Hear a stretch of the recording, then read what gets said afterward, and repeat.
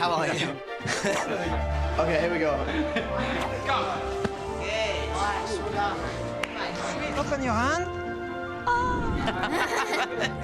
Cool, cheers, man. Thank you. It's a lot of fun. Yes.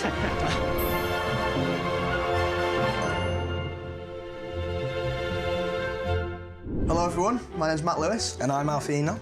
And here we are in the room we spend most of our time when we're not busy shooting on the set of Harry Potter. Yeah, that's right. We've been hanging about in this room for about 10 years. And in that time, some of us have got to discussing what we'd like to do on a film production if we weren't actors. And this year, some of us have been very lucky to actually get behind the camera and find out exactly what goes on in these other departments. And we thought you'd like to come with us. That's right. As Dan's always found editing interesting. He got a chance to spend time with Mark Day, who was the editor for this film and The Order of the Phoenix. Get out of town. No, it's true. No, actually, get out of town. No, leave. No, unfortunately, we need him. Hello there. How are you, Mark? I'm good, how are you? Good, yes, very, very well, thank you. Good to see you. And thank you for letting me come up here today as well. This is great, it's very exciting for me, actually. OK, so, Mark, what have you been working on today? Today, I've been working on the library scene, where you talk to Hermione about who you're going to go to the party with. Now, I do seem to remember in that scene, when Hermione hits me, there was one take when it was very hard. Yeah. Actually, have you got that? I'd quite like to see that. Because you probably haven't seen that. No, I was concussed, of course. Okay. But I am close on one.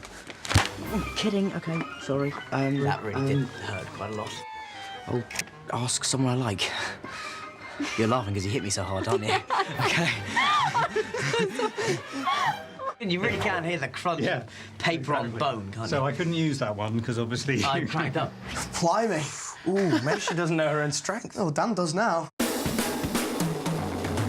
This is all very fancy here and wonderful. Yes. You've got a multicoloured keyboard, for goodness sake. So have. how long have This you is been Avid. using computers for to edit? Actually, for about, it's probably about 8 or 9 years now. Every cut that I do, every version of a cut, I can keep. So I can always go back to an old cut. How do you choose when to cut away from someone? I mean, Yeah, it's just instinct. You can't really teach someone that. Okay. You just look at a scene and you just think about it. You have to kind of feel as though you're the person in the scene and then kind of think, when would I actually want to see the other person for that particular line? Because that's the thing, in my head, if I was editing a scene, it would just be when one person's talking, you have the camera on. Yeah. And that's incredibly dull to watch. Exactly, It's but, really but that's boring. how, you know, it evolves, basically. You kind of start off, maybe you start off like that. When I first start a scene, I usually overcut it. And then I'll look at it again. I'll go back and I'll look at it When you say from the overcut beginning. it, what Well, do you I'll mean? use too many shots, because the director will cover a scene multiple angles, as you well know. So then I start paring it down and kind of extending shots. How different is it to cut a massive action scene, say, like the fight between Dumbledore and Voldemort at the end of the 5th film, and a scene like this where you've got 3 or 4 shots in total? Sometimes it's actually more complicated, because action scenes are really quick. It's just a few frames here, a few frames there, and you just have to keep cutting. And whereas on a dialogue scene, you have to get the nuance of the scene, and that's the tricky thing sometimes. You know, where to go on you for a particular line or not to be on you for a particular line. You know, but editing is very subjective, and so what you may think is a good cut, I may not. How many times would you see this film? Oh, man. It's many, many, many times. And that's also quite difficult, because you actually have to kind of keep a clear head and look at it from an outsider's point of view, as if you're seeing it for the first time, which is quite tricky sometimes, because I've seen it 300 times. At what point would you declare a film was finished? What is the last person to... Well, we go through various processes where we show the producers, obviously, and they all have their say. You know, so everyone has ideas, obviously, about filmmaking, and that's why it's so interesting being an editor, because you're involved with the whole process of where it evolves over the months and months that you're working on a film of this scale. Thank you very, very much indeed, Mark. Welcome. Thank you. Nice to see you. Hey, I shall now go and shoot some more material for you. All right. Thank you. How about watching the film 300 times? It almost rivals some of our biggest fans. Well, you were really lucky, weren't you? You got to go around with Tom and Ollie and check out some of the really cool special effects that they do around the set. Yeah, that was actually so much fun. I'm really looking forward to watching this. Hi guys, my name's Matt Lewis. I play Neville Longbottom. Hi, I'm Oliver. I'm one of the better half of the Weasley twins.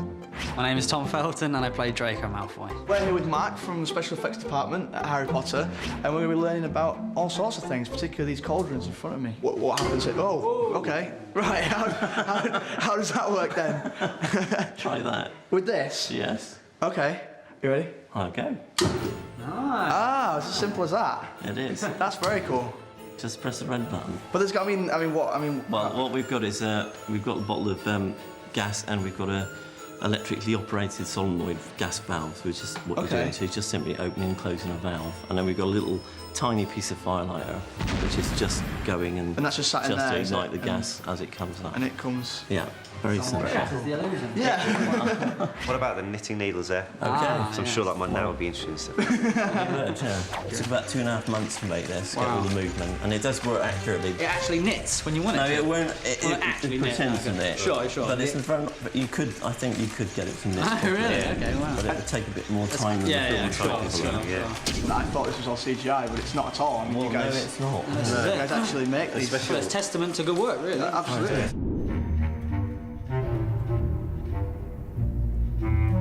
Pocket down, you've been painting more than galleons, my friend. We've got eyes in the back of our heads. Last week we were filming in the Weasley shop, the Weasley Wizards Weasley shop, and there's quite a few good things now. There's this, so if you open it... Please, enlighten me. What is that? Whoa! I like it. Oh, it's good, isn't it? Yeah. It's air operated, so we can put the arrows up your arm. That looks like a great bit of fun. Yeah. Could I possibly have a quick go? I'm sure you can. Yeah. Bosh! That was millimetres away. I did notice a lovely notebook here. I was hoping you could talk me through it. Absolutely. I believe this is Rita Skeeter's. It is. Lovely. I'll show you how it works. Fantastic, yeah, I'd love to. The magnets, there's a little magnet on the end of the pen. Okay, so you just sort of And connect you that in. connect it into there. Yeah, sure. Hold that. Yeah, can do. And you can pop it that. So Have you a go. push that forward, and it goes along. Wow. And then He's going back in his and it flicks back like a top. Yeah. So how long would this take to construct then? That was about 3 weeks to make that. 3 weeks, that's pretty impressive. Yeah. You're nearly writing a novel there, I think. Well, thank you so much for this. It's been incredible. It's really opened my eyes to all the stuff you guys get up to. Thank you. We had such a great time learning about all the practical effects there that Tom met up with John Richardson, the special effects supervisor, to discuss some of the effects that were used in the bathroom scene. So, John, I hear you're the man to ask about the bathroom scene. I'm deadly intrigued now to find out what was involved with that. Well, we did lots of things, as you no doubt saw, which included lots of warm water. I dread to think. About 1,000 gallons of hot water. Yeah, I can imagine. There was a lot of water on the day. It was very pleasant to be sort of halfway through the scene and all of a sudden you feel this gush of warm water down the back of your neck. Lovely. Yeah, we could have got down there with you, actually. Obviously, John, at the end of each take, it's a painful amount of resetting to do. Did you have some pumps? Well, we had out? pumps to get it in and pumps to get it out and dryers to dry it off. Of course, yeah. I did see the the big tubes trying to sort of blow hot air everywhere to try and... Yeah, we had everything going. It was just a myriad of the usual sort of magic things we do. Sure. There was squibs, mirrors breaking, pipes bursting. Lots of it. Holes through How did you them. get the mirrors to smash exactly? 'Cause it seemed very, very orchestrated. Little compressed air devices behind them. Okay. And the mirrors were sandwiched in little plastic sheets so that you didn't get bits of mirror flying everywhere. Okay. But it was enough to crack it and smash it. Okay. But not to shatter throw it everywhere. Yeah. Oh, very clever. So our safety was always paramount. Well, I'm pleased to hear it. Pleased to hear it. John, it was definitely the most memorable scene of my time here. So I thank you for all your hard work and appreciation. My pleasure. Let's do it again on the next one. Fingers crossed. Let's do that. That stuff was pretty amazing, wasn't it? Yeah, that was really cool. I'm jealous I didn't get to come with you guys. Looked like you had a lot of fun. But Jessie's also been having a lot of fun. She wanted to find out what it takes to train an owl. I love owls. They're such wise creatures. They always look so intelligent.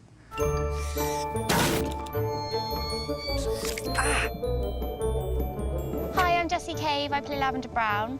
And I've been given the chance to fly an owl today, or learn to fly an owl, or try to fly an owl. This is Guillaume. And you're an owl expert, aren't you? Yes, I am owl trainer. An owl trainer. How many animals are there? For the owls, we have 27 owls. Headway. There we go. How long have you been training owls? And how long do they generally have to be trained for? I'm training owls, birds for over 12 years now. 12? Wow. Yeah, and just for the base, like a bird come to you and make him stay somewhere, you need between 1 month and 3 months. Okay. And after, when you train to retrieve things, because owls are not the cleverest animals on the Really? world. No. Are they stupid? Whoa. Did she just ask if they were stupid? Let's replay that, please. Are they stupid? I'm not going to say they're stupid. They're not very clever. And so that take a longer time. And that can take between 6 months and 2 years for a bird to learn properly how to pick up a letter and fly with. That's a long time, yeah. isn't it? Yeah. Wow. It's a big job. Yeah. What about the wise old owl? Matt, I hate to disappoint you, but owls only look clever. Up, I give it. She's going. Come on, you. Okay. The wing make her fly. Yeah. Okay. Oh, it's very pretty. I'd like to know more about Hootie. All the actors obviously have doubles. Yes. Which is quite disconcerting. Does, say, Hedwig have a double? Yes. Really? When we shoot for one animal on a movie, you have minimum 3 animals behind. Wow. Because sometimes they can be sick, not feeling very well. Sometimes, if we shoot too long time, the animal can be tired. So how many hours can Hootie work for before it has to go home? Or they can do like 10 flies. Should we get Hootie back over here? Can he come back? No problem. Put it. Oh. Wow. Well, thank you very much for telling me all about Hootie. He's been a bit of a hoot. Despite how wise Matt may think owls are, I hear they don't make very good pets, so none of you get any funny ideas and ask your parents to buy you a pet owl for your birthday. Anyway, moving on from flying owls to a flying Rupert. Oh. How'd you like that segue? Yeah, that's impressive. Yeah, I I really was- like what you did there. That's good, wasn't it? Yeah. Hi, I'm Rupert Grint, and this are the stunts. Hi, Rupert. Welcome to the stunt department. Yeah, cool. Can you remember what we did in the past when we've been on the trampoline and we've done a little bit of bouncing? We're going to do the same again today, but we're going to put you in a harness, OK? And what that effective does, it gives you more lift and you can hold your position longer. Cool, yeah, that sounds good. Are you happy with that, yeah? Yeah, let's do it. Now, in order to prevent very serious injury, first Rupert will have to warm up with the stuntmen. Warm up. Can't wait to see this. 5 jumps. Oh, look at that hopping. What grace. Balance. Put your hands through if you can. That's incredible. I can do that. I know for a fact I can't do that. Feel warm? Yeah. Ready? I'm ready, yeah. Right, let's get attached to the harness now. Safety first. We're going to see how well he does catching the ball, being thrown at him at lightning speeds, jumping perilously high. Big circle. Oh, and an excellent catch. Look at that. Spectacular. Here comes another. He looks ready. Here we go. Almost in the face. Almost got him in the face. Not so good. Oh, but there we go was again. smooth. Make it look easy now. He's still got enough breath to talk as well. Ron's the keeper in this. I've got to practice all these different saves. Chest. Slap down save. That's spectacular over there. That's liquid Quidditch. Oh, God, no, that's got him in the face. Oh, we've got to see the That's instant got him in the replay. Take that back. Oh, right in the face. Looks great in slow motion. Oh, he was looking so good up until that point. Tension. Oh, that's a spectacular flip. I hope people didn't miss that at home. That is liquid trampolining. Is there anything this man can't do? I don't think so. London 2012, I tell you. It's going to be Hot that. new prospect. I like this bit of bouncing. I don't know, it's cool.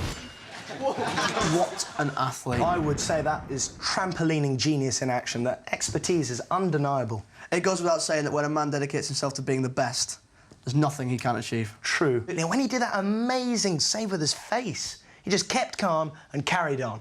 It was a mark of a real pro, it really was. Absolutely. Well, let's just relax as we catch up with Ivana, who sat down with Gianni Tamin to discuss Harry Potter wardrobe. What? No clever segue? I'm too tired, man.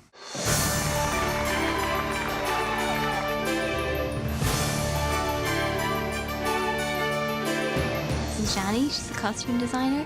Can you describe what your day is like in costume? I read the script and then I try to think about it and I try to design a costume for every character who is written in the script and the crowd as well. Even the extras and everyone? Everybody. Yeah. Everybody has to wear something that we have been thinking about before. Yeah. Because they have to fit in the world of Harry Potter. Yeah.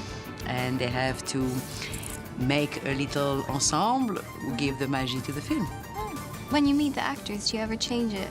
Your Yes, I costumes do. a bit? Because you can conceive something, but then when you see it on somebody or when you see the personality of somebody, then Of course, you have to adapt it to their personality. Like when I met you, I knew that you were going to bring to the costume so much more because first you had your own ideas about what you wanted to wear, and also because your physical character, your long blonde hair, your tiny size, it was something that we could adapt to the costume to make it even more beautiful or more convincing. Yeah.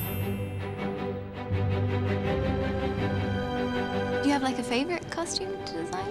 Well, I really think that your character is a very interesting character because you are sort of, I'm not saying you are mad, but you are full of fantasy, and that's always nice to do. Fun, And this year we had your Christmas dress was going to look like a Christmas tree, and it was wonderful to design, and also because you enjoyed that dress very much. It was quite a challenge to make a dress which was that mad and at the same time that pretty.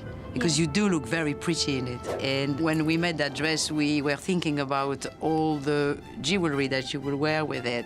And then you decided to tell me about it, because that's such a lovely story. Everyone thinks it's a reindeer, though, so you can call it whatever, but it's actually her hair for her Patronus. Was it difficult to make? Because you made also last year for us your radishes.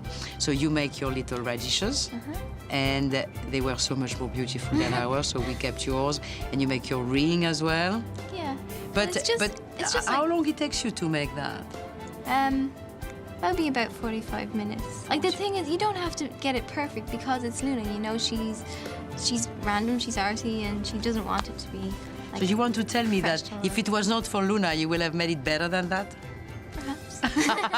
I don't believe you, because I think it's so perfectly made. It's lovely. And also what's nice is that in the construction where we put it, you have the feeling that he's running, that he's jumping. Yeah, but you and that's had really this nice. idea with the ribbon. I thought Yes, that let me was see it cute. on your waist. Oh, look at that. Look at that. He's moving. Whoop, he's jumping.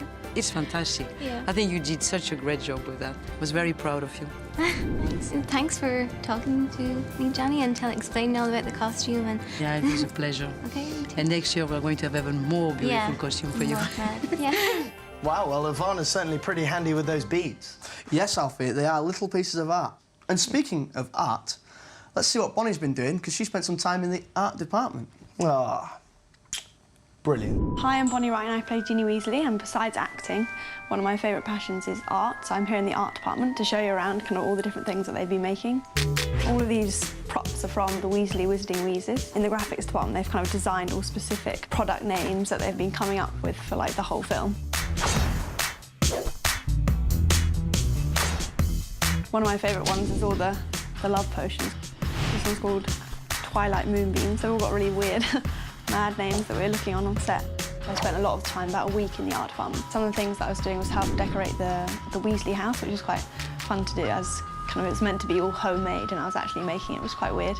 When we were in the scene, I was looking around. I was like, oh, I did that.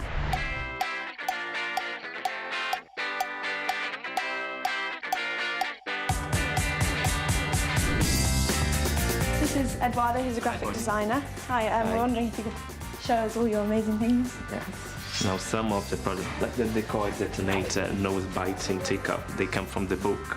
J.K. Rowling, she did that. But the majority of the products this year we have to come up ourselves. Did you spend a long time thinking of all different names? Yes, but like more than 300 names. Oh my God. And we have to clear every single name before we do the design. How many things did you actually have to make of each? Were there so many? I think it was at least 100 of each product. So how long did it take? Varies, but I think more or less 3 to 4 days and 5 days until you show everyone and everyone approves. Yeah. Do you do all of it kind of by hand, or do you do it on the computer? We tend to do a little bit by hand and computer, but the computer is the primary thing. The Quibbler magazine. There's so many details kind of within the books. Do people get to see it all? No, but I think this is a kind of Harry Potter thing, and Stuart, he's really good on that, and everyone just follow him. Yeah. And Stephanie, everything is so detailed. Yeah. So it's already now a mind that everything needs to be not perfect. kind of empty books. Yeah. No, yeah. I can see now that there's so many different things in the film industry that I don't think people really realise are here. Oh, well, there's so many talented people working behind the scenes to make Harry Potter look as good as it does. And I mean the films, by the way, not Dan. He doesn't need any talented people for that. Well, in fact, one of our very own co-stars has joined the ranks of those working diligently behind the camera. Yeah, that's right, actually. James has been trying his hand as an assistant director. Or is it a production assistant? Well, it's more floor runner, really. But, I mean, you call him whatever you want. We're going to see how he's getting on. Hi, I'm James Phelps. You may know me as Fred Weasley in the Harry Potter series. However, on this film, Harry Potter and the Half-Blood Prince, I decided to change the glamorous order in front of the camera to behind the camera, take part in the AD department. So I'm going to show you around and what I do. AD stands for Assistant Directors, so we're basically the go-betweens for every other department and make sure the actors are happy, make sure they're all on set on time, make sure every crew that needs to be told where they need to be are where they need to be at the time, making the whole studio pretty much work for the film. I think it's personally one of the most important departments going. Just because the AD department, you get to see everyone, every department working, you get to know every department's characteristics and what they do. They're filming behind the scenes of the day in the life of James, which that's ultimately cringeworthy for him, because of course ADs don't get filmed. So I feel very sorry for him today, to be fair, but very funny nonetheless. I'm having a good giggle.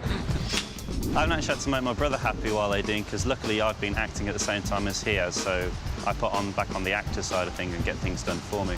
However, when I am running, I have to obviously go and make certain members of the cast cups of tea, get them drinks, get them sweets, you know, all that kind of stuff. Which is quite, I mean, I don't mind doing it, but it's quite different doing what we used to get other people to do on previous films. Yeah, I once asked James to get me a skyhook. Didn't see him for 5 hours. What's a skyhook? Exactly. Joker. You know, Rupert and Matt do like to try and make me do a lot more than I maybe should. I've made some quite ridiculous requests, I suppose. James, you wouldn't mind getting me a drink there, please? Or, you know, it has to be done. We've all given a fair amount of stick, I think. Rightly so. He's a traitor. He's betrayed the cast. Must be punished for that.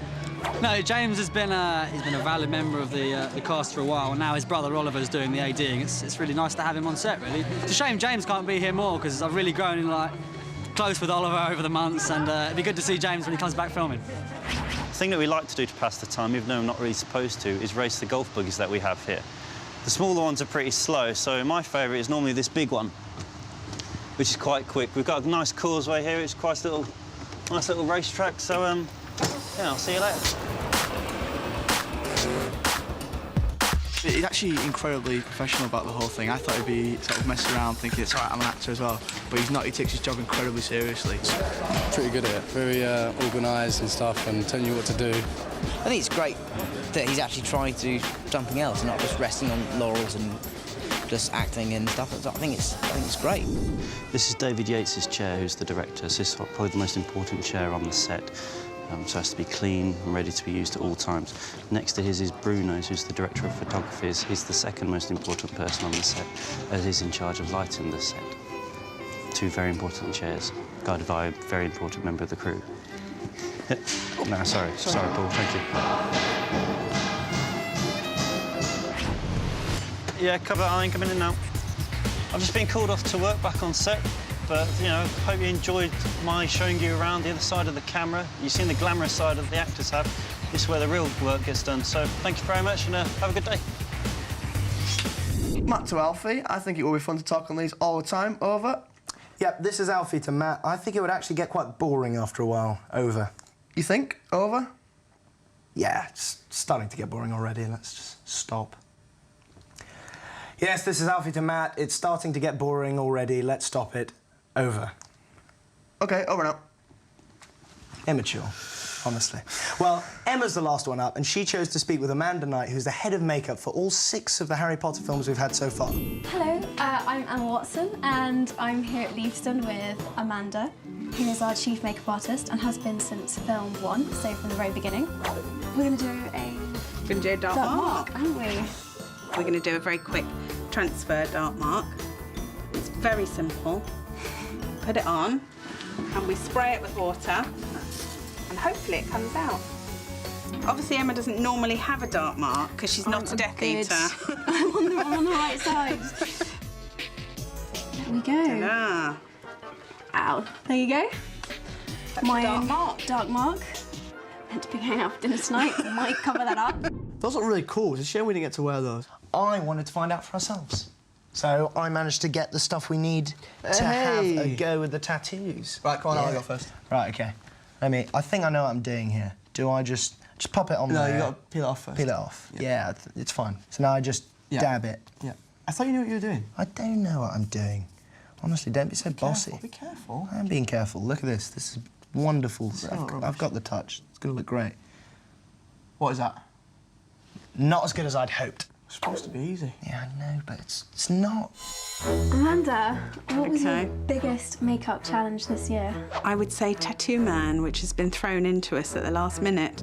We had to adapt the design slightly. Some of them we had to hand draw on, so that was the final result. That's absolutely incredible. How long does it take it to do? It took 4 makeup artists, probably 5 hours. I think one of my funniest moments on this film was Dan and Rupert, who kind of played a trick on me, which was that in Nocturne Alley, which is kind of like the dodgy area of Diagon Alley, and they just said, Emma, go and take a look in that shop window. So I went and pulled back the curtain, and there was this man. And what I thought, at a brief glance, was basically practically naked and just covered in tattoos, just sat there in this chair in this like tattoo parlour in Diagon Alley. And my face, because Dan and Rupert obviously knew how I was going to react, we both just sat there just laughing at me. It's quite embarrassing. Well, I think we can give Tattoo Man a run for his money, eh? You look ridiculous. Says you. I don't look ridiculous. Don't know what you're on about. This is quite embarrassing, but we were, well, I mean, I was 9 when I first auditioned. I was probably about 10, 11 when we first started filming. And I remember an emergency phone call saying that you'd lost a front tooth. Yeah, it was one of these very, very front teeth. And I had to wear a kind of like a... little piece like with a tooth. Yeah. How embarrassing is that? This was something that Amanda made me for my 18th birthday. And you very sweetly, she got everyone to write me a little message. But what's really interesting is what's on the other side, which is the continuity photographs from the very, very first film. So this is what we all used to look like, and it's absolutely hysterical if you just look like... If I look at my hair, look how pale. And Bonnie, and Tom, Jamie, Josh. This is how I first remember you, coming in for your screen tests. So weird. And Rupert. Very strange. And Dan, look at them all. I think it's Rupert and Matt who've changed the most. Yes. That's so embarrassing. My eyes aren't even open in that picture. What are you talking about? The picture Emma just showed. My eyes are closed. But we're meant to be saying our goodbyes now. I don't think it matters. Just say goodbye to the people. Yeah, but I'm always going to be remembered now as the bloke who had his eyes closed on Emma's birthday card. It doesn't really matter. I'm sure you'll get over it, yeah? Plus, nobody would have noticed if you hadn't pointed it out just now. Oh, great. Honestly, come on, let's say goodbye, yeah? Bye. Bye. You can do better than that. That was flat. Come on, get some energy. Do you need a moment? OK, no, it's fine. Let's do it. Sorry. Bye. Bye. Much better. Thanks.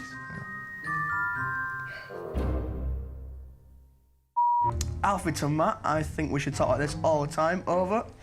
Alfie to Matt, I'm Alfie and you're Matt. Dedicated. He's always bringing me down.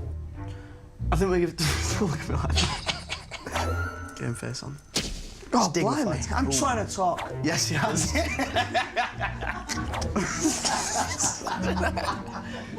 Was a little bit of a... Sorry. That was so good. I just stumbled on the word.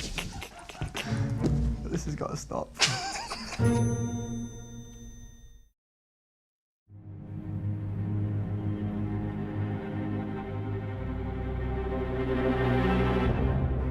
It's a very tense time in the wizarding world. There was a denial that Voldemort even existed anymore because he was supposed to be dead. There was no chance that the Dark Lord could re-emerge and threaten the wizard world and the Muggle world.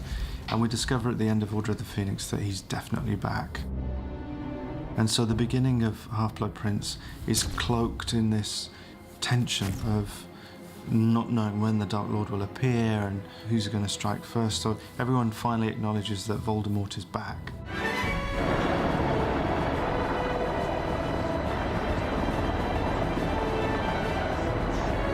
This is scene 3 of the movie, and it's to show that the Death Eaters are very much still around, and the first thing that they do is collapse this beautiful bridge. We wanted to find an iconic London landmark that we could really make very bad things happen to, and the Death Eaters attacking the Millennium Bridge seemed to be something that could become an iconic moment. It's a combination of live action and background plates, both from the air and from the ground and from various heights. Removing the closure now. That's our first helicopter run done. Our next one. We coordinated with David Yates, the director, and also with the production department on the second unit. He says what he wants, and then we try to achieve that. And we coordinate very closely with the visual effects department. It's very political, flying low in the center of a big city. And there's a lot of worry about safety, of course, and also nuisance to the public. So we absolutely minimize the amount of time we're down at low altitude.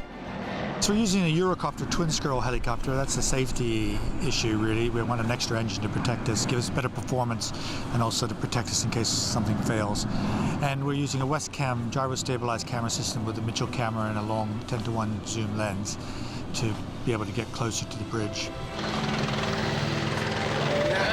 Got it. Okay, we've got it. And we transmit the signal of what we're filming by microwave to the ground, so the second unit director and the visual effects people can see instantaneously what we're doing. And they explain what we want, we explain what our limitations are, and we come to a solution that keeps it safe.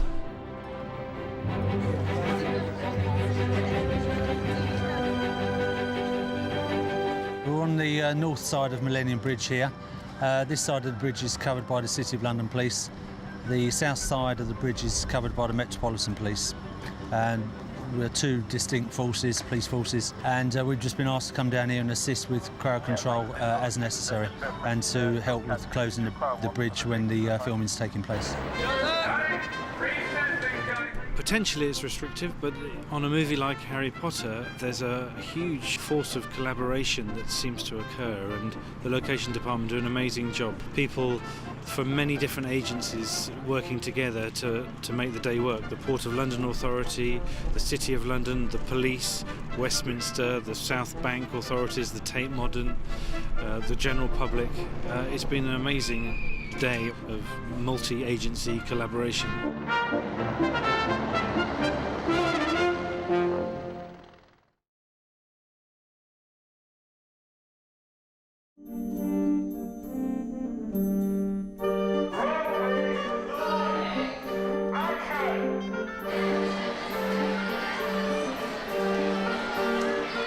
In this sixth film, we went to a variety of locations, in part because David was very big on authenticity and reality, and also in part connecting with today.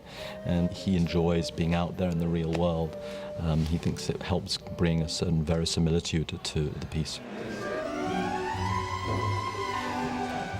But also, quite frankly, there's only so much we can fit within these stages. They've been very generous to us. They're fantastic spaces, but we need more locations. So we went to various cities and places to film. Since the story is set in a slightly parallel universe to our own, it's a slightly heightened world based on the world that we know. So we can do location filming, but also it's just a bit ridiculous to try and build every set. So we've been to Gloucester Cathedral, that's got things that we couldn't really build. And to Durham Cathedral, where we've been before. We've been down to Laycock because we needed a really sort of charming, quintessentially English village. And it works beautifully on screen. There's some good little outings there, really. I think the crew enjoy it enormously, going out on location. As a design thing, I think the real world is potentially dangerous. It's full of extraneous things that you don't really need. This is 5 feet. Could be safe. Yeah. For this sequence, I find myself tending to strip things away and also to make it more theatrical. continuous. Yeah. And I think if you stay and build things in these stages, everything is of your choosing. So it's a mixed thing. It's a pleasure to go, but there are design issues.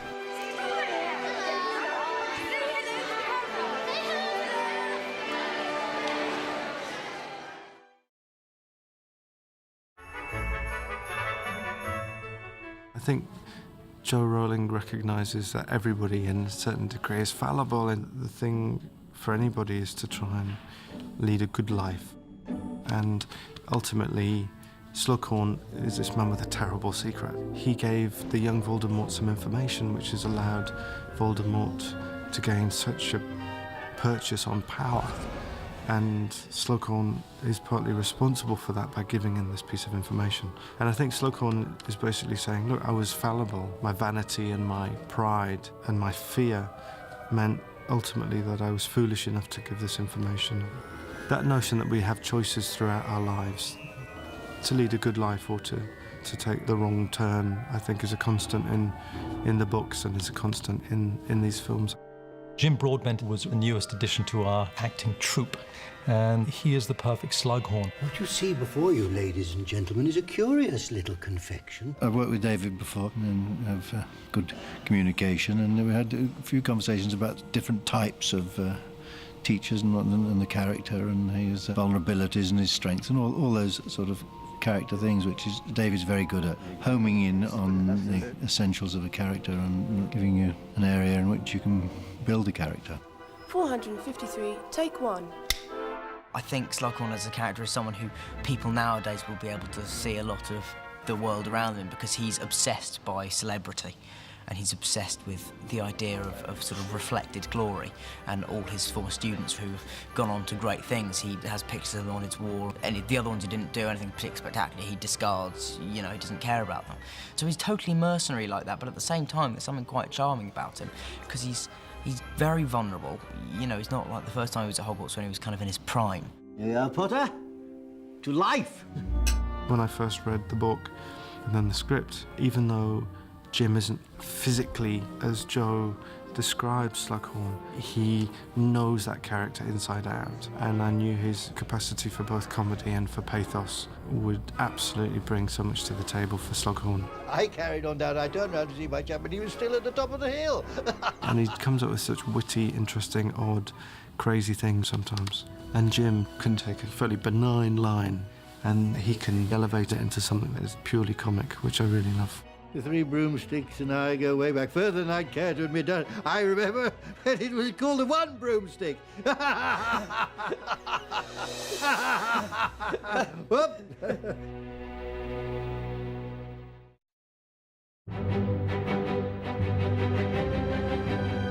One of the big themes is friendship and the boundaries of friendship and what you get from your friends, and how your relationships with your friends evolve and change over time, and how friendship is often as special as any other kind of relationship.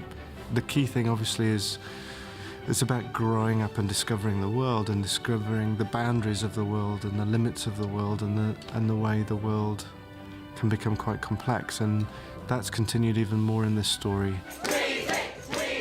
Sixth story really deals with the relationships a lot, with Rupert and his first relationship with Lavender Brown, so it's got lots of sexual and emotional politics, which is really good. So we're seeing the characters we love discovering much more profoundly the opposite sex. Apparently it's his lucky day. The romance and everything that is in the film is very, very strong. It does set the tone as being sort of more mature from the word go, I think, this time around. It's much more of a romantic comedy. It's much more about relationships and the trials and tribulations of love. Harry sort of has a crush on Ginny. Ginny's going out with Dean Thomas, but she sort of likes Harry, and they can't really tell each other what they feel. Similarly, Ron likes Hermione, Hermione likes Ron, but again, neither of them can really express themselves. So it leads to many comic mishaps and plenty of romantic awkwardness, something that we all can relate to in some form or another. It's just enormous fun. And actually it has the best of what the books have, I think, in the sense that it's great fun one minute, incredibly intense the next, and very moving the moment after that. It has all these gear changes. It's a film filled with humanity, compassion, great relationships, and also some great sort of scary and exciting scenes. It's a story that I think is incredibly moving, very romantic, very tender, and filled with emotion.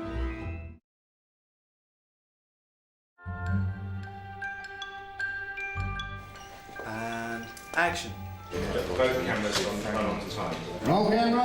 And then everyone goes, it's going to get a big blast of something going up. And assuming. And I think these films, with the amount of visual effects and the length of the shooting schedule, complexity of the stories, they're huge, huge things for a director. Most of them get to the end and think, oh, that was brilliant, but now I need a rest. And David Yates got to the end and thought, that was great, I'd love to have another go. Let's check the gate, guys. All right, good. Check it a gate, check it a gate. I loved working with David on the fifth film. Was just the best experience I've had on any of the films. So the fact that he came back for the sixth film is remarkable.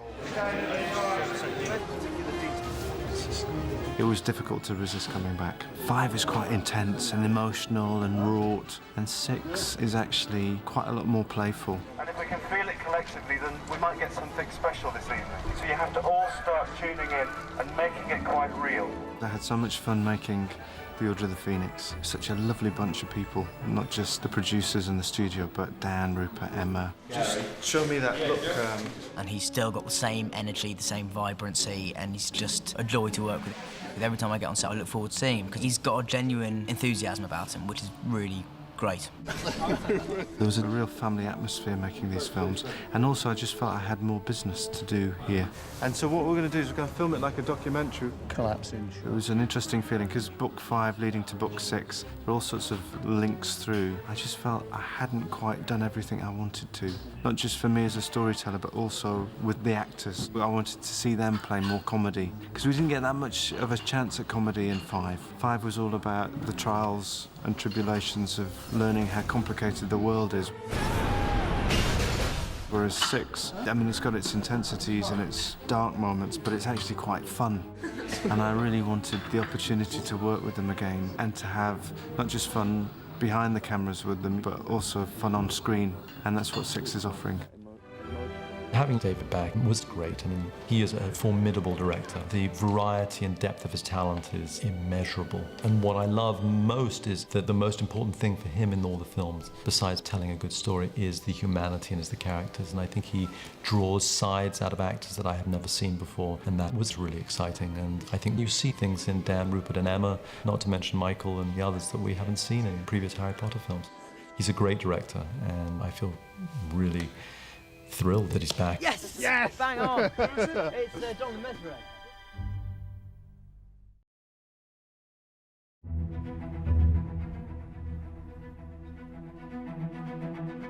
One of the first memories that Dumbledore shows Harry is that of when Dumbledore met Tom Riddle, who went on to become Lord Voldemort. Dumbledore met Tom Riddle at Wool's Orphanage, and you see Dumbledore going up to see him, and Tom is very young, you know, he's around 10 years old, and we see him seated in a corner, and they have a conversation, and Tom talks about how he's different. That's fine, you know, Dumbledore's different too, and that's a form of connection. But the key is really what you do with your difference, and what choices you make.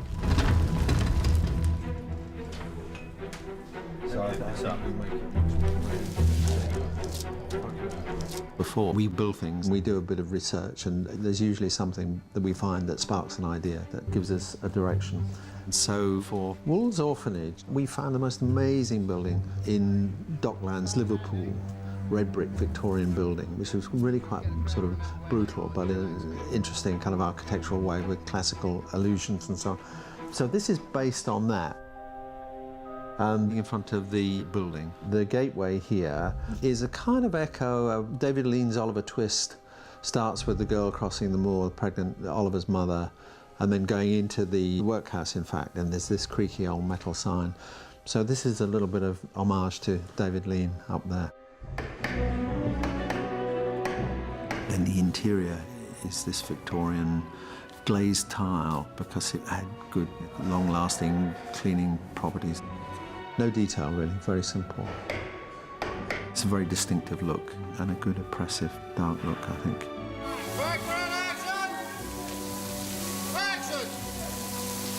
We now have a stock London street on the back lot here at Leavesden, so this represents our stock street.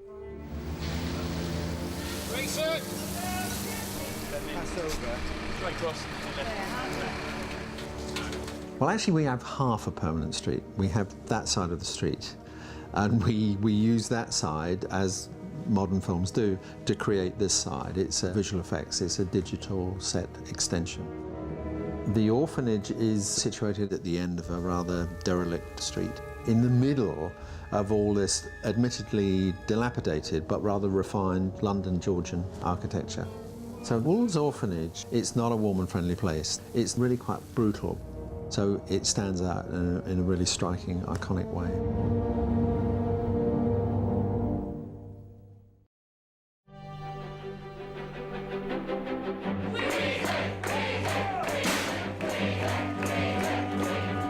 I very much excited about Ron's scenes with Lavender because I took a fair bit of stick when I kissed Katie in the last film, so it was time for revenge this time round. Daniel Radcliffe was definitely there.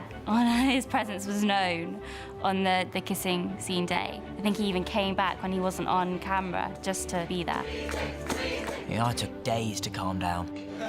I don't think Rupert had done a kissing scene, and that was entirely new territory for him. Well, he was actually quite lucky because when he did his scene, he was on his own. He was just him and Katie. This time in the scene, it's pretty packed, so a little bit more embarrassing, I think. But I just said it to try and get over it. Yeah.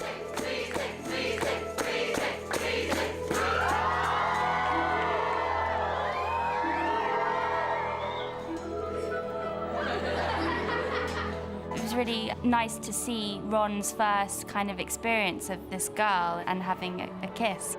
I wasn't really aware of the fact that there would be around 70 or 80 extras. But actually, I think that probably made it easier. It's just such a weird sort of thing. You've got everyone watching you, and it just doesn't feel very sort of natural. For me, the only awkward part was the rehearsal where it was just me, David, and Rupert. And so that was way more intimate than this kind of scene of all these people. This cheering noise going on. So I don't think how happy Rupert was about it, but I think it went okay. I hope it went okay. I was more concerned anyway about honestly chipping a tooth. I really was worried.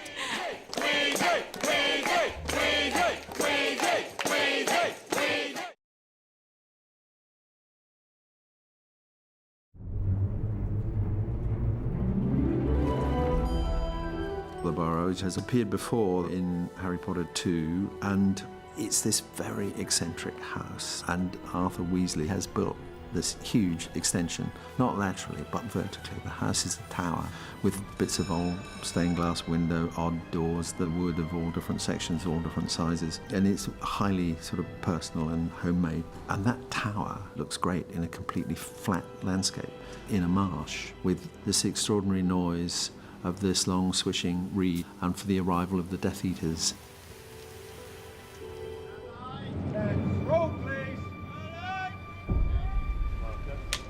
In the second unit, we've spent 4 or 5 nights out on the back lot. Action!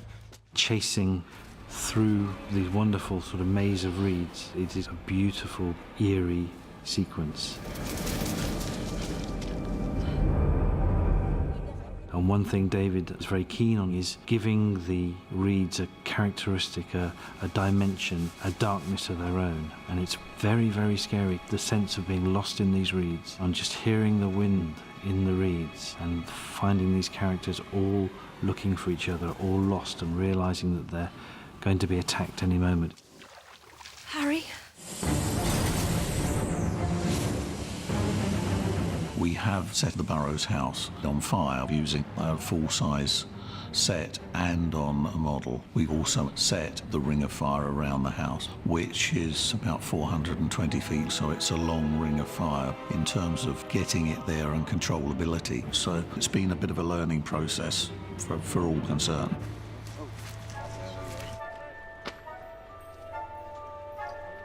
We also spent a few days down in Dorset at a place called Abbotsbury, where there's a wonderful reed bed on the edge of Chesil Beach. And we did helicopter attacks on where the Weasley house would be there, and we did lots of plate shooting, so we can create the whole sort of horizon and environment around the house later on in visual effects. Then to tie in with the visual effects, we've got to do lots of elements of rolling fireballs and that sort of thing. We've been able to improve, build and grow with fires and flambeaux, and at the same time the visual effects technology has improved as we've moved along. So the fact that we are able to do all these things and composite it together better, I think has improved every aspect of the Burrows house. Action!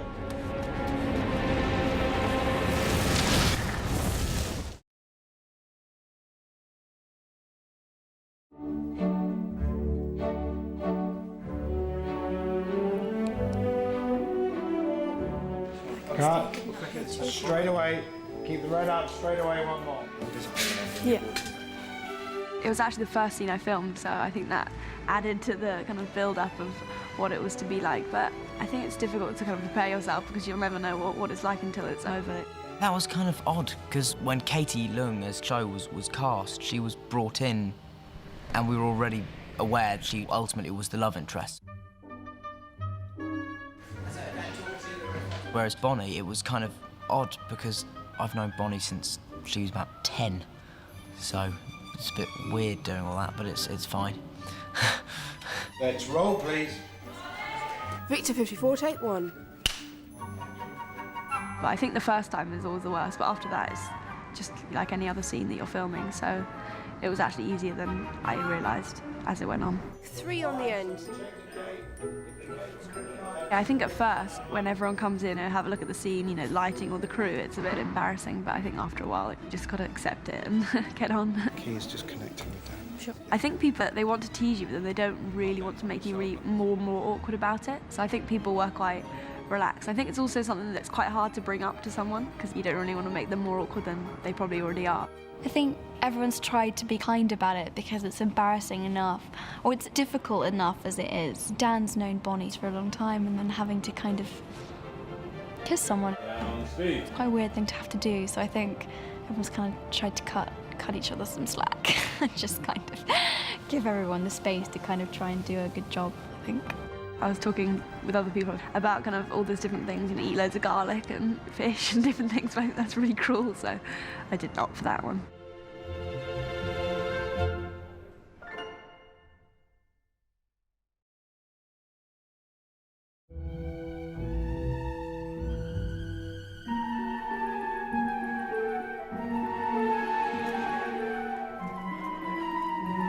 The minute I read the script, I was specifically really looking forward to doing the new Aragog. We had to make a completely new one because this one is dead, but it's the same character and he looks essentially the same. Although we've upgraded him a little. The aquatronic we built for Chamber of Secrets was a latex and polyfoam thing. You're Aragog, aren't you? Yes. I wanted him to have that same quality, and so we went with a solid polyurethane. It does produce a translucent quality, like a dead insect, whereby you can see an understructure through the surface.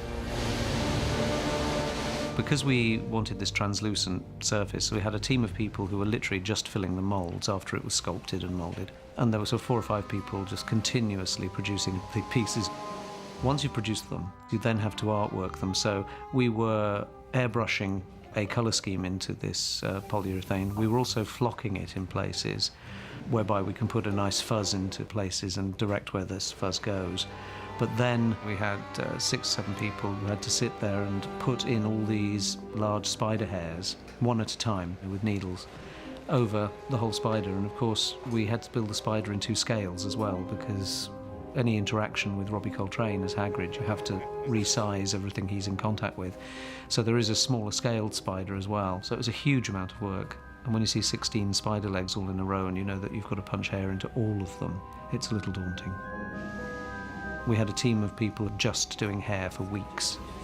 How do we same just with one as with It obviously isn't cheap to construct a spider like that, but it's also incredibly expensive in CG. And I always fight the corner to do it practically if it makes sense. So it was a trade-off. I mean, as all these things, it's the cost, the ease of use on set, how much reference does it provide? You know, does it give something to the actors that couldn't handle if it's not there? Because when you build creatures like that, very often even just an inanimate object like that can have a, you know, a little emotive moment, which is nice. But because Hagrid literally has to push him in, we had to make him so heavy because he had to move as something that heavy would move. He needed, you know, dead weight. So we ended up building a very, very strong, heavy version that weighed 3/4 of a ton and moved beautifully and landed in the pit and survived. So we were happy with that and went along, and it was very successful. Goodbye, friend of Hagrid.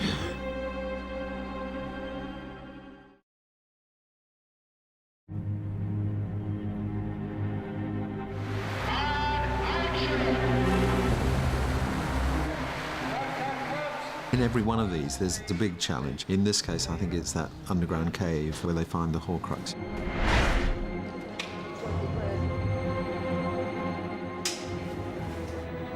And action. We did a lot of research. We considered fairly conventional rock formations. We looked at stalactites and stalagmites and limestone caves that they occur in. I felt after a while that that was territory that had been explored before. It was fairly familiar. So we explored the crystal cave idea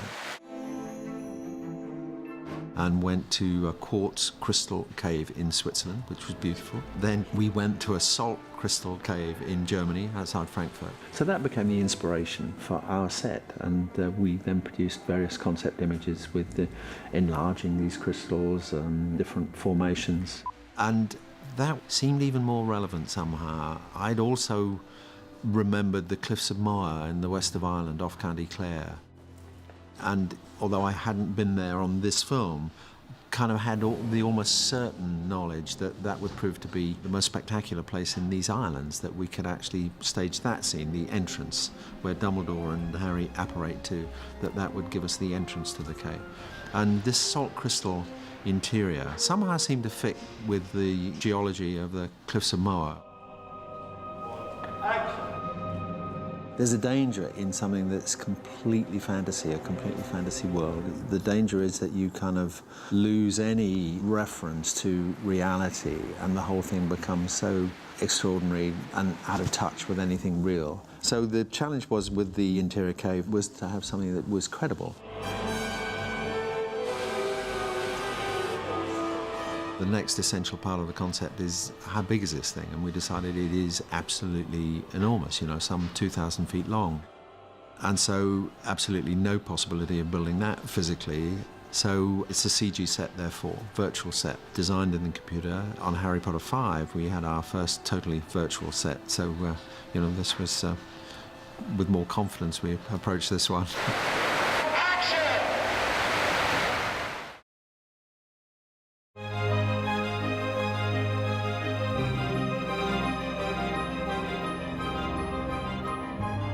This Harry Potter probably has the same number of visual effects as most of the other films, but the visual effects are more blended into the scenes. They're not as obvious.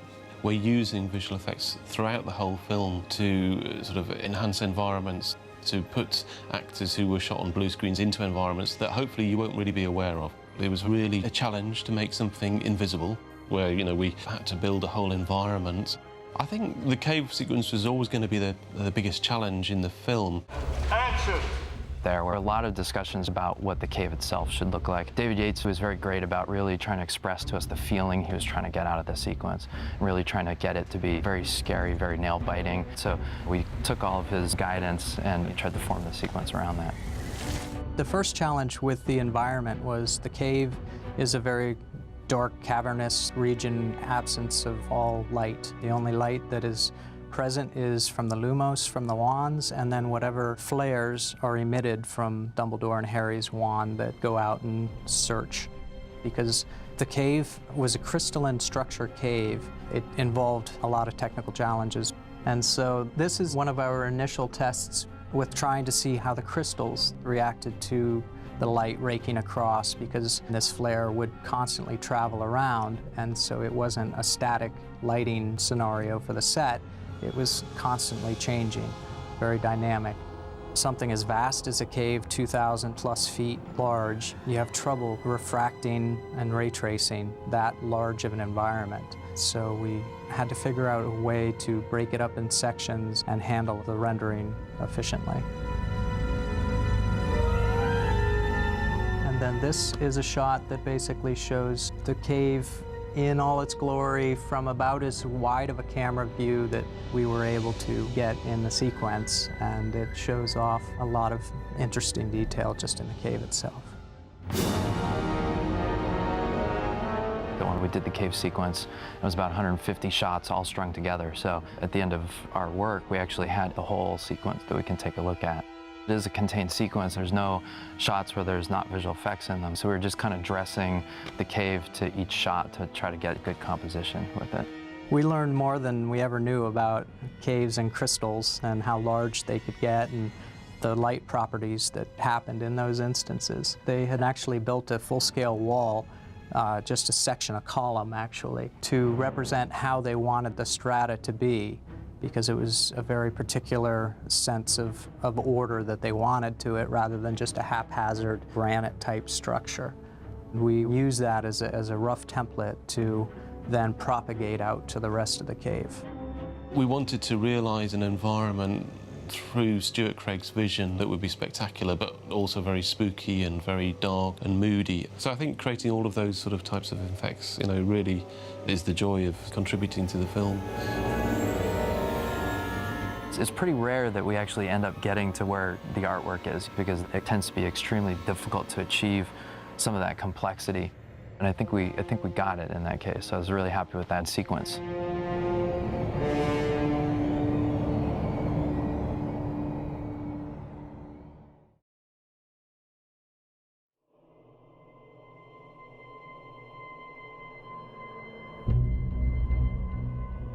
We have a creature called the Inferi in the sequence. They're sort of tortured souls that Lord Voldemort has stuck in the cave and has left there. And David Yates was very explicit about having them not feel like they're zombies. Actually, he wants you to feel actually bad for them. And what they're trying to do is really is sort of draw Harry in. And during the sequence, Harry actually gets pulled in underwater, and the Inferi grabs him and starts sort of drowning him and dragging him down. That whole moment of him going into the water and getting pulled down is more of like an embrace rather than trying to, you know, attack him or eat him or something like that. It was more about making a believable story, because ultimately they were victims of Voldemort. They weren't there because they were killers themselves. So all of the visual effects people involved were careful that they were not making a sort of gory type horror film. The design itself is difficult that way because they do look very emaciated and very skinny. They're basically skeletal creatures, so the action and the animation tells the story that these aren't zombies. The design started in London, and they started sending us lots of reference photos, some artists that had done some interesting sculptures. Then they started actually building a sculpture over there, a maquette, which was life-size of one of these Inferi. They got to a certain point in that sculpt, sent us pictures of that, and then we additionally did some artwork along with that to start defining things like hands, various heads, different hairstyles, because there's so many of them. We build one maquette, we really have to change that up and make it look different. It was kind of a collaborative effort with them to give us the look, and then we went in and modified faces, height, shape, that type of thing with the Inferi. I think ultimately, and what's really interesting about this director is that he always goes more for realism. So we basically just went to the track of just try to make them look as human as possible. And in a way, that's almost scarier, because then hopefully you're actually believing that these things are crawling out of the water rather than making it some kind of weird creatures. We referenced a lot of prison camp type survivors where they're very emaciated and they've been sort of tortured by their environment. It was some difficult reference to look at, but it definitely served in creating a look for these characters as well as sort of being ominous. They needed to not just be intimidating or scary, but they also need to be kind of sympathetic and tragic. In the movie itself, the Inferi are fully computer generated, but they're based upon actions and the facial reference capture that they did in London, as well as our motion capture here. For their actual acting or action, they hired some actors, and the director had these actors go through various poses, maneuvers, and just expressions. Once we had that, we then additionally here at ILM did a bunch of motion capture, because our animators actually wanted to control all of those rather than going for a crowd pipeline. So our animators went down to our motion capture stage and actually did a bunch of acting, and then we brought those in and put them onto the Inferi. For me and for the team, it was the most complex work that they've given us, and I kind of feel like they really entrusted us with a nice sequence, you know, pretty major to the book, and we loved it. We loved working on it.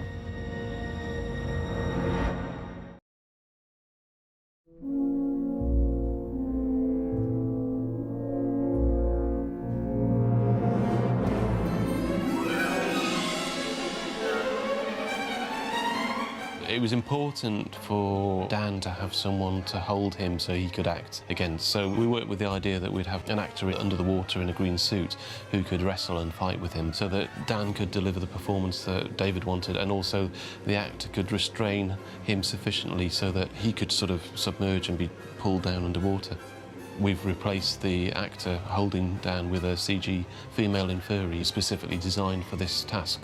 And we used a lot of facial reference that we shot ourselves, which we had David Yates direct, so that we could capture a performance of the actor who was going to play this particular inferi and then map that performance onto the CG inferi's face so that we had exactly the right expression that the director wanted. On the fourth film, there's a very big underwater scene where Harry had to do a lot of underwater swimming, so that was a very good experience. And the tank that was built for that scene, we reused again. There's a technical aspect to shooting things, so they worked in underwater environments. In this instance, we maintained the idea of using a lot of interactive light to motivate a lot of the effects that we use later. So, for instance, when the firestorm happens above the water, we used interactive light under the water so that you felt that there was an orange glow on Harry's face whilst he was actually escaping from the inferi. That's something that we were using above water as well as underwater, but the actual look of the environment underwater we very much developed in the computer. We developed the depth that you could see the cave walls and the fact that all of this environment was made of bodies, basically. A concept that we developed and sort of really brought to life in the actual computer itself.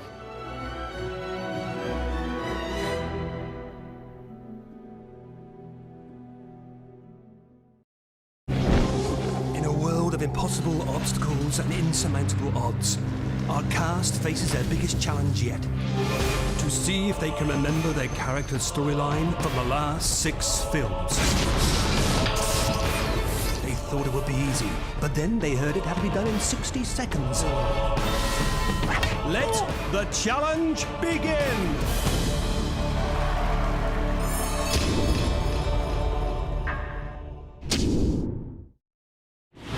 They started out pretty small part, kind of the jokesters. Fred and George were really just messing around with their mum's head. I'm only joking. I am Fred. The second film was much the same, and they played a lot of Quidditch and had a good time with it, I think. And we also saw them at home with the Weasley family. Morning, Weasleys! The third film was when they discovered the Marauders map and gave it to Harry. Everyone? Everyone. Where they are, what they're doing, every minute of every day. Brilliant. The fourth film, they decided to take a load of bets at the Triwizard Tournament, and they had very long hair at that point. And also Harry gave them the money from the Triwizard Tournament, which he didn't want in the time, which they put into money which goes into the fifth film, where they decided to develop all these sweets and try them out on different kids. Care for another? They get more rebellious and decide to leave school because they'd had enough of Umbridge rule. Then in the sixth film, which we're doing now, they decide to open up their shop with the money what Harry gave them and also the products what they sold in the fifth film. And this is where we are at the moment. They're entrepreneurs. So Ginny Weasley first gets introduced with Harry on the platform. Walk straight at the wall between platforms 9 and 10. Good luck. And Ginny Weasley is part of a really, really big family with loads of brothers, and she's the youngest. And then she kind of starts to like Harry. Hello. That dies down, and then she gets taken over by Lord Voldemort in the Chamber of Secrets. Oh, Ginny, please don't be dead. Wake up! Wake up! She won't wake. As poor Ginny grows weaker, I grow stronger. And then she goes in Dumbledore's army. Reducto! And then she goes to the Ministry of Magic. Reducto! And now here she is with kind of becoming Harry Potter's love interest. Harry thinks he's a normal boy, but he's not. He's a wizard. He's always had these magical powers, and he thought, but he didn't know what they were. He just thought he was a bit freaky. And then one day, a massive bloke called Hagrid arrived and said, hey. You're a wizard, Harry, and a thumping good a night, wager. And it all started from there. And he left his horrible family from before and went into the magical world, which he thought was going to be brilliant, and it was for a while. And he seemed to take to it very, very well. And he's very, very good at it. Gryffindor! Meets Ron and Hermione, and they're his best friends, and they're great. And meets Dumbledore and Sirius. Then it turned a bit nasty when he realised there was a bloke out to kill him, called Voldemort. Stop. And So then he sets out on a journey to try and kill Voldemort, and it sort of goes on from there. People die, there's lots of bloodshed and gore, but there's all sorts of happy things and laughs. And love and a bit of teenage romance and puberty and hormones, and it's just generally brilliant. Ron on the train on the way to Hogwarts, he meets Harry. I'm Ron, by the way. Ron Weasley. I'm Harry Potter. That's where their sort of friendship sort of starts, and then he has a little bit of a clash with Hermione in the first one. Second film, he rescues Harry from his house at Dursley's in the flying car. That film, they sort of become closer friends. It's not much. I think it's brilliant. It has Basilisk at the end. And then the third film, Scabbers find out that he is a bad person. The fourth one, Ron, he's a little bit confused with sort of the way he feels about Hermione. It's one thing for a bloke to show up alone. For a girl, it's just sad. I won't be going alone because, believe it or not, someone's asked me. And he goes to the Yule Ball with Padma. The fifth one, it's sort of all about Dumbledore's army, and they all sort of have this big battle at the end. And this one, Ron's sort of a bit cocky. He's got a girlfriend. He's on the Quidditch team, and yeah, that's it. Did it? Yeah. We start with Draco. He's a very evil and jealous child of Harry and all the limelight he's getting. Saint Potter. And people actually think that he's the heir of Slytherin? He just gets more jealous as the years go on and slightly more childish. Dementor! Draco has a very painful father who put him through a lot in his childhood. Don't boast, Draco. There's no need with these people. Slowly he gets to the fifth, sixth film and he realises that he wants a piece of the action, so he tries to be the Harry Potter of the dark side, if you will. Don't you understand? I have to do this. He fails miserably and then he's ashamed for what he's done, so we shall see what's yet to happen for the character. Hermione Granger, Oculus Reparo. Born to dentist parents, quite strict, kind of brought up quite well, very academic, kind of nerdy, kind of geeky, doesn't really fit in. Then eventually they accept her and she becomes friends with Harry and Ron, and she helps Harry through all the devil's snare and she comes up with the right answer, and she's just really clever, and so she's great. Ace team member, she keeps it cool when it's stressful. She gets petrified, she gets like frozen by the basilisk. Then third film, she punches Malfoy, she's really like girl powery. That felt good. She's got the time turner, she can go back and forward in time. That's really cool. She really loves Buckbeak, she really saves the day. Fourth one, Victor Crumb, he comes very kind of handsome, Bulgarian bonbon. She wears a pretty dress, that's meant to be like her big moment. One ruins her night, and really that she wishes that he'd asked her, but he doesn't get that, so he just ruins the whole thing for her anyway. She cries on the steps, it's really tragic. Next one, she starts up Dumbledore's army, and she encourages Harry to stop being such an angry teenage boy and do something with his life. Expelliarmus! And make things better for everyone else. This one, she really is starting to like Ron at this point and thinks that something's going to happen with them, and he breaks her heart by going and snogging this really annoying, giggly, stupid girl who likes pink called Lavender.